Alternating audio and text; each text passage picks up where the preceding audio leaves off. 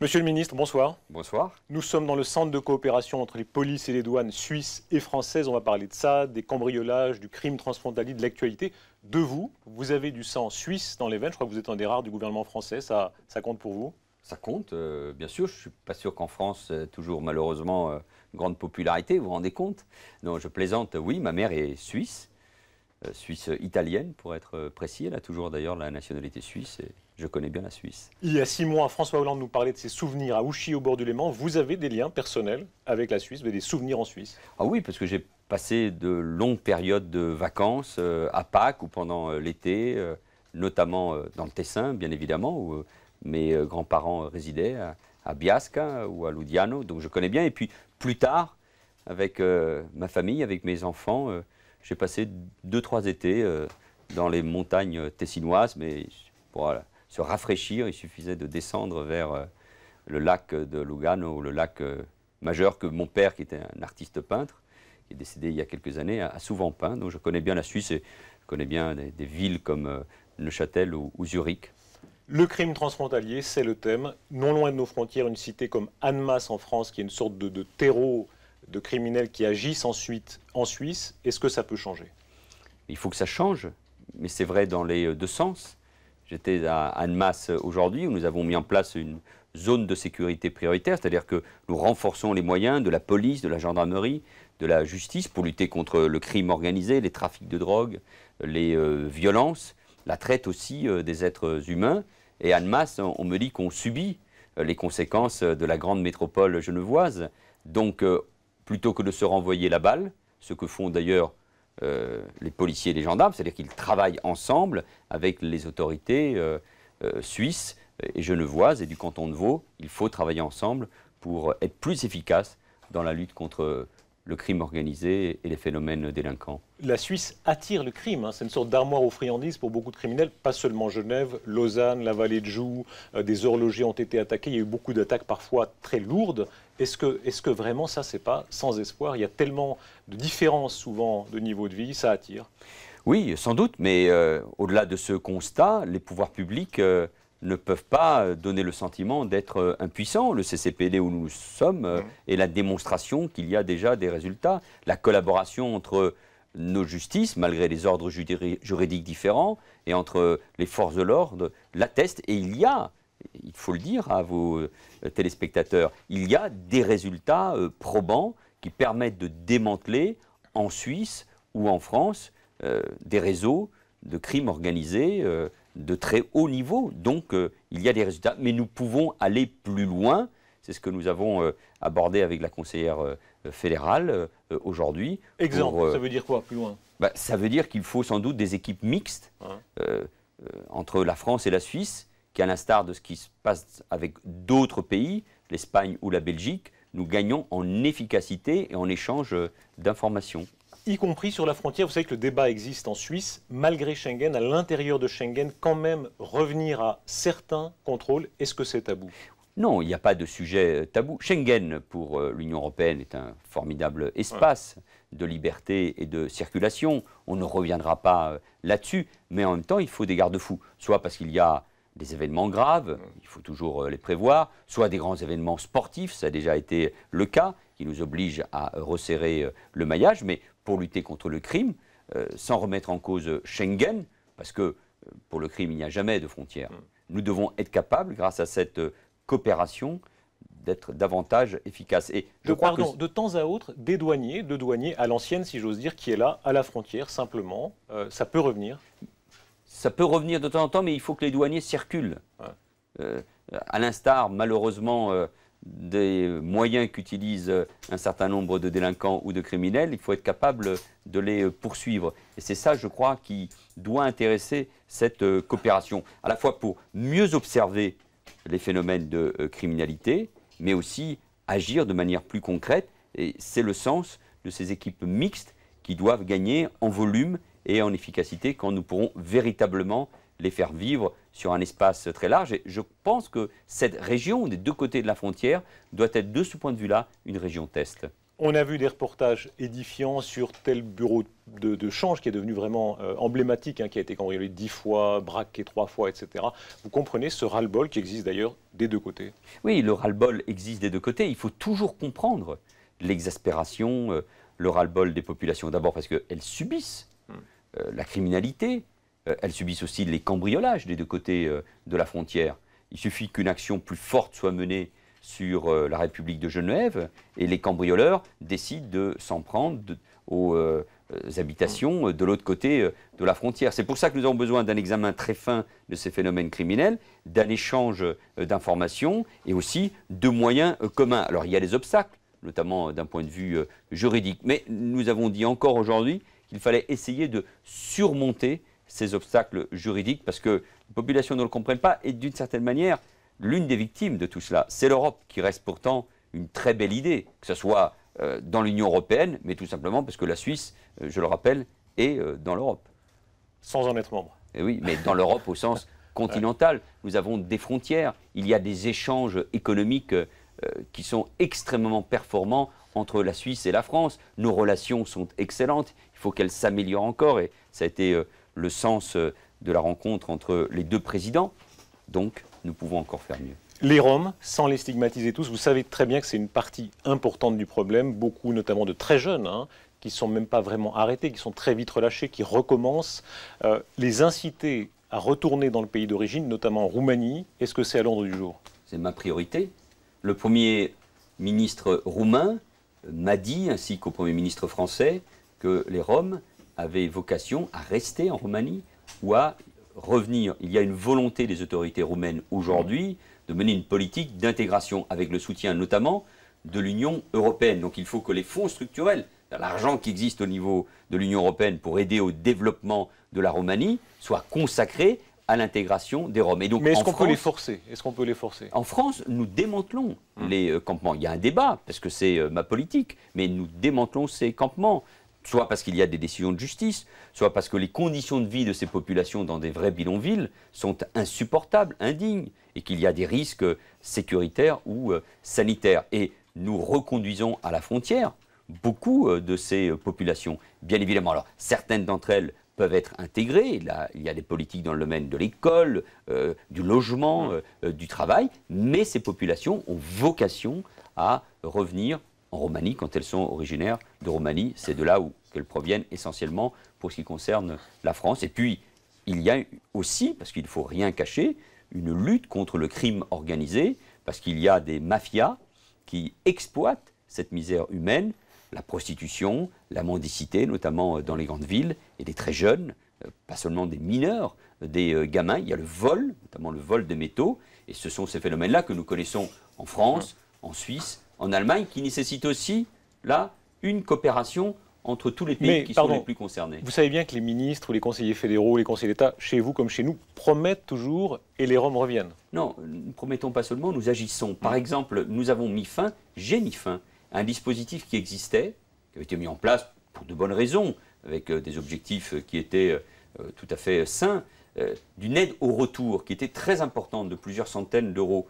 Cela pervertissait totalement le dispositif, puisque les gens revenaient pour toucher plusieurs centaines d'euros, alors que le niveau de vie et le niveau de salaire en Roumanie est encore très loin du nôtre. Donc nous avons mis fin à ce dispositif pour tarir, pour mettre fin à ce circuit qui organisait des voyages, le déplacement de Roumains vers la France. Donc là, il y a une politique, mais elle doit être menée avec respect des personnes, beaucoup de fermeté, du discernement, et en sachant que cela prend aussi du temps. Mais je mène comme ministre de l'Intérieur de la France, républicain et socialiste, une politique juste et ferme.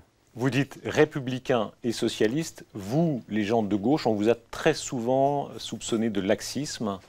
Ça vous hérisse, ça, hein. Vous dites on peut être de gauche et sécuritaire. Ça ne me hérisse pas, ça fait partie du débat politique. Moi, ce que je constate, c'est que toute une série de politiques de sécurité ont échoué en France. Je ne peux pas polémiquer ici, je suis sur un média suisse, mais il y a eu échec. Est-ce qu'on a réglé les problèmes de Rome en France au cours de ces 10 dernières années? Non. Est-ce que la violence a cessé d'augmenter? Non, elle a augmenté de 27%. Est-ce que la délinquance a baissé? Non. Donc je veux mener une politique ferme. Pourquoi la gauche doit mener une politique claire en matière de sécurité? Parce que ce sont les plus modestes, les plus faibles, les plus fragiles d'une société, notamment dans les quartiers populaires, qui sont touchés par l'insécurité et la délinquance. Et c'est quoi être de gauche? C'est lutter contre les injustices. Et l'insécurité et la délinquance sont une injustice supplémentaire. La sécurité est une valeur. Et sans sécurité, sans l'ordre républicain, il n'y a pas de progrès possible. Donc, être de gauche, c'est faire la sécurité une priorité. Ministre de l'Intérieur, c'est une fonction qui fascine. Elle a toujours fasciné, hein, depuis Fouché, depuis bien avant. Je crois que vous avez réinstallé Fouché en photo dans votre ministère, enfin en peinture. C'est votre collaborateur qui me disait ça. Non, il y a dans l'entrée du ministère les photos de tous les ministres de l'Intérieur depuis 2 siècles. Pas ceux, évidemment, de la période de la collaboration avec l'Allemagne, mais tous les ministres de l'Intérieur. Il y en a eu des très grands, comme Clémenceau. Il y en a qui ont laissé leur histoire, leurs traces dans la littérature. C'est le cas de Fouché, avec une biographie magnifique que Stéphane Zweig lui a consacrée, mais enfin, avec des méthodes qu'on ne peut plus, heureusement, employer aujourd'hui. François Mitterrand, Nicolas Sarkozy, tant d'autres. Jacques Chirac. Jacques Chirac. Vous êtes dans beaucoup de secrets. On est ici dans un centre de police. Ça sent la police. Hein. Il y a les ordinateurs avec les demandes de renseignements. Il y a derrière vous les gens recherchés. C'est un monde que vous aimez. C'est un monde que je respecte d'abord. J'aime les policiers et les gendarmes parce que ce sont d'abord des fonctionnaires. Ils servent l'État et ils font un métier extrêmement difficile. Leur intégrité physique est souvent mise en cause. Ils doivent agir aussi dans le secret, dans le respect évidemment des règles, de la déontologie et de la loi. Mais sans eux, ça serait la loi de la jungle. Donc nous avons besoin de ces hommes, de ces femmes, et qui par ailleurs, des 2 côtés de la frontière, travaillent ensemble. Ils se connaissent bien mieux parfois que certains dirigeants français ou suisses. Ça vous est naturel, ça vous avez l'air d'un homme d'ordre. Hein. Vraiment, on a l'impression que ça coule dans vos veines. Vous êtes fait pour le job. J'étais maire d'une ville populaire pendant 11 ans dans la banlieue de Paris, Évry, une des villes les plus jeunes de France, dont l'âge moyen est de 26 ans, multiculturelle, avec beaucoup d'origines venant du monde entier. Et grâce à cette expérience dans la banlieue parisienne, j'ai toujours appris, et j'ai appris que la sécurité devait être une priorité. Évidemment, l'école, l'emploi, la manière de vivre ensemble, le respect des autres, mais c'est lié, encore une fois, à la sécurité, à la sûreté. C'est dans la Déclaration des droits de l'homme et du citoyen. Les urgences qui sonnent. Pour vivre, il y a toujours des urgences. Le ministère de l'Intérieur, je ne sais pas s'il fascine, mais tous les jours, il n'y a pas une nouvelle, parfois une mauvaise nouvelle, il y a tous les jours de quoi faire, il faut être réactif. Vous parliez du courage des policiers. On a vu ces derniers mois, notamment en Suisse, notamment de bandes venant de France, des attaques à la Kalachnikov. On parle d'armes de guerre. Hein. Et effectivement, vos hommes ou les policiers suisses paraissent démunis. Il y a des millions d'armes qui circulent en France et en Europe, depuis notamment l'éclatement de l'ex-Yougoslavie et la guerre des Balkans. Nous saisissons des milliers d'armes tous les ans. Il y a des exécutions, des règlements de compte, notamment à Marseille, par de très jeunes délinquants, avec des armes de guerre, puisque aujourd'hui, pour eux, la vie n'a aucun sens. On se dispute des territoires, le marché de la drogue, ce qui représente des enjeux de plusieurs millions d'euros, avec ces armes de guerre, sans une collaboration exemplaire. Et je mène de ce point de vue-là une action très forte avec mes homologues européens, sans une initiative pour démanteler ce trafic d'armes. Vous savez, on achète pour quelques dizaines d'euros des armes de guerre dans l'ex-Yougoslavie pour les revendre quelques centaines d'euros dans la banlieue parisienne. Donc il faut, oui, un travail de traçabilité, de lutte contre ces trafics. Et les pays des Balkans, de l'ex-Yougoslavie, doivent assumer totalement leurs responsabilités. S'ils veulent être totalement intégrés dans l'Union européenne, être respectés comme des pairs de cette Union européenne, ils doivent jouer leur rôle et mettre fin à ces trafics. Un mot sur l'actualité, Monsieur le Ministre. Hier, conférence de François Hollande. Toute l'Europe regarde la France, s'inquiète de la croissance de la France par rapport surtout à l'Allemagne qui, elle, est toujours en croissance. Vous êtes en récession. Qu'est-ce que vous répondez aux voix, notamment suisses, puisque nous sommes des partenaires qui s'inquiètent, qui disent qu'il y a un décrochage de la France? Non, je ne le crois pas. Il y a de quoi être inquiet sur la situation de l'Europe et notamment de la zone euro, la croissance en Allemagne a aussi beaucoup ralenti, davantage d'ailleurs au cours du dernier semestre qu'en France. Donc il faut, et c'est ce que le président de la République a dit hier, avec la volonté de le faire avec l'ensemble des pays de l'Union européenne, avec l'Allemagne comme principal partenaire, une volonté de tout faire pour soutenir l'investissement, la croissance, avec un plan spécifique pour l'emploi des jeunes. Non, il y a une volonté très forte et je crois que le discours de François Hollande, notamment hier sur l'Europe, a été salué et par Bruxelles et par Berlin. Et je n'oublie pas que les liens entre la France et la Suisse sur le plan économique sont aussi très importants. On a des problèmes parallèles, hein. En Suisse, seulement 3% de chômage. À combien est-ce qu'on est en France? Autour de 10%. Quelle différence, hein. Est-ce que vous entendez ceux qui disent peut-être que les recettes suisses, notamment une pression fiscale moins grande sur les entreprises, seraient bienvenues? Ça vous fait sourire parce Non, que pas du tout. Ça rejoint certaines de vos thèses. Oui, et puis par ailleurs, il faut toujours regarder ce qui se passe chez les voisins. Et la Suisse est aussi un modèle. Et je n'oublie pas qu'en plus, plusieurs milliers de mes compatriotes travaillent également en Suisse. Vous pesez trop lourd sur les entreprises? Je crois qu'il faut soutenir les entreprises. Et le plan préparé par un grand industriel qui s'appelle M. Gallois et qui vise à soutenir les entreprises, à alléger le coût du travail, à rendre plus flexible aussi le marché du travail. Nous venons de voter une loi dans ce sens au Parlement. Oui, tout simplement la compétitivité, la croissance, la création d'emplois, elles sont d'abord dues quoi? Aux entreprises. Ce n'est pas l'État qui crée des emplois, ce sont les entreprises. Et les entreprises, il faut les soutenir. Les plus grandes à l'export, comme les TPE, les PME, les start-up, qui dans les domaines des technologies, de l'innovation, et la Suisse de ce point de vue-là montre le chemin. Oui, nous devons soutenir ces entreprises pour créer de la richesse dans notre pays, qui est un grand pays, qui est une grande puissance industrielle. Il y a trop de critiques, même en France. Il y a une espèce, toujours en France, de pessimisme. Non, nous avons des atouts et il faut être capable de les exploiter. Ici en Suisse, il y a des frontaliers, vous les rappeliez. C'est vrai qu'on les entend très souvent dire, voilà, créer une entreprise côté français, c'est d'une lourdeur effrayante. Côté suisse, c'est beaucoup plus facile. Mais je sais bien que vous m'interrogez, j'ai l'impression que tout est formidable en Suisse. Non, pas du tout. Il ne s'agit pas de dire un point comme nous. Tout va mal. Mais les résultats sont là, les chiffres sont là. Quoi. Mais il y a aussi des bons résultats en France dans bien des domaines. Écoutez, sur le secteur agroalimentaire, sur le domaine des biotechnologies, nous sommes aussi un grand pays. Mais oui, il faut de la souplesse, de la simplification pour créer une entreprise. Enfin, ceux qui veulent créer une entreprise en France le font, je ne m'inquiète pas. Monsieur le ministre, hier François Hollande parlait du danger de l'excès d'austérité. Il a eu des mots très forts, hein. Il a dit l'austérité crée la récession. Est-ce que ça veut dire que Mme Merkel doit desserrer l'étau de l'austérité? Non, mais ce n'est pas Mme Merkel de le faire. Elle pèse. Bien sûr. Et de quel poids? Mais c'est toute l'Union européenne qui doit trouver un chemin qui n'est pas facile à emprunter. Consiste évidemment à maîtriser la dépense publique, mais avec le temps nécessaire. La France doit faire des efforts.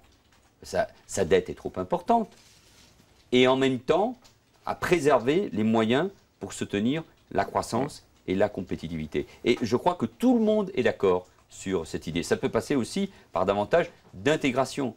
Et la proposition du président de la République est une proposition française souvent, de créer ce gouvernement économique des pays de la zone euro, doit participer de cela. Et ça passera par le dialogue, par la coopération, par le compromis entre la France et l'Allemagne. Vous ne m'entendrez jamais mettre en cause d'autres gouvernements. Le président de la République ne mettra jamais en cause et l'Allemagne et Mme Merkel, parce que certains l'ont fait dans votre gouvernement, M. Montebourg, en termes très durs, hein, en parlant de cette espèce de diktat allemand sur l'Europe. Il faut faire très attention aux mots que nous utilisons. L'Allemagne est un grand pays, nous avons évidemment des différences, il peut y avoir des désaccords, mais pour que l'Europe marche, cela passe toujours par un compromis dynamique et intelligent entre la France et l'Allemagne. Et donc, entre ces dirigeants, et les dirigeants, ce sont les peuples qui les choisissent. Donc, François Hollande et Angela Merkel doivent s'entendre, et ils le font, et cela permet de faire avancer l'Europe. Un mot personnel, enfin, vous êtes un des très rares dirigeants en Europe naturalisés. C'est très rare, hein, je crois, les gens qui ont atteint un tel niveau de pouvoir. Vous étiez espagnol, vous êtes devenu français. C'est une nouvelle génération. J'ai des origines suisses. Un vrai Européen. Oui, mais dans la vie politique française, c'est le cas de plus en plus. C'est le cas notamment dans le gouvernement dirigé par Jean-Marc Ayrault. Et c'est important. Et au fond, on peut être profondément français. Je suis républicain, patriote, j'aime mon pays par-dessus tout, et en même temps être ouvert au monde. Et les origines différentes, à condition d'être dans un pacte de valeurs communes, elles sont un enrichissement pour nos pays. La Suisse, comme la France, vivent avec une immigration très importante. C'est une richesse, mais en même temps, il faut réussir l'intégration. Pour réussir l'intégration, il faut que ceux qui viennent dans nos pays respectifs partagent la culture, la langue, les langues pour ce qui vous concerne, les valeurs de nos pays qui sont au fond des valeurs universelles. Les Suisses sont des observateurs passionnés de la politique française, vous savez ça, on écoute les émissions françaises, on se passionne pour les carrières en France. Alors, vous avez 50 ans, je voyais un sondage il y a quelques jours qui disait que parmi les premiers ministrables en France, à gauche, vous êtes de loin favori. Et vous savez, dans les sondages, ceux qui sont favoris, comment ça se termine? Moi, je suis très heureux, vous le disiez d'ailleurs, passionné surtout dans la fonction qui est la mienne comme ministre de l'Intérieur. C'est déjà une chance dans un parcours politique que de pouvoir assumer cette responsabilité. J'ai l'ambition, bien évidemment, mais qui va piano va sano. Et il faut donc que les étapes viennent les unes après les autres. Il me faut déjà réussir dans le domaine qui est le mien, assurer la sécurité des Français. Vous parlez deux de nos langues nationales, français bien sûr, et italien. Vous parliez de vos origines suisse-italiennes, de Biasca, etc. Dites un mot en italien. Buonasera, al ticinese. Merci, Monsieur le Ministre. Merci beaucoup. Merci.